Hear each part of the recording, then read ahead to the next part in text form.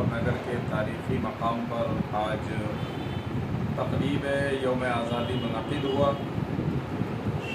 Shah Waliullah Islamic library भी एक तारीख़ी इदारा है और तारीख़ी जामा मस्जिद जिसका ताल्लुक़ जंग आज़ादी से है। मुजफ्फरनगर की जामा मस्जिद का ताल्लुक़ बराह रास्त आज़ादी की जद्दोजहद से है।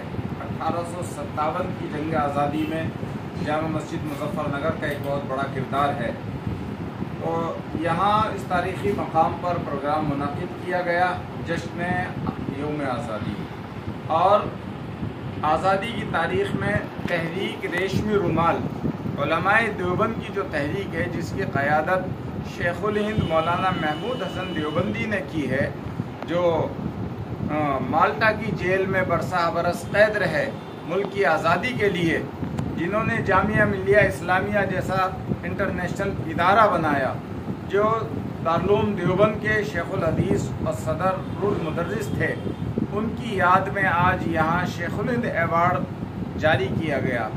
शहर की वो अहम शख्सियात जो कौम मिल्लत की फलाह बहबूद में और मुल्क की कौमी यकजहती में दिनों रात तको-दो करती है और अपनी बेहतरीन खिदमात पेश करती हैं, उनको आज शेखुल हिंद अवार्ड दिया गया है।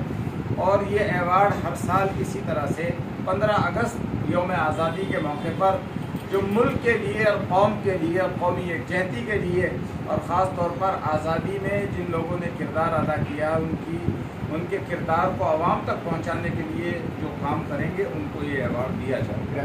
पेश किया गया यौम आज़ादी के मौके पर जिन रहनुमाओं ने इस मुल्क के लिए कुर्बानियाँ दी हैं, शहादतें दी हैं, उनको खिराज अक़ीदत पेश किया गया। उनकी रूहों की तस्कीन के लिए यहाँ दुआ की गई, फातिहा की गई और खामोशी इख्तियार की गई।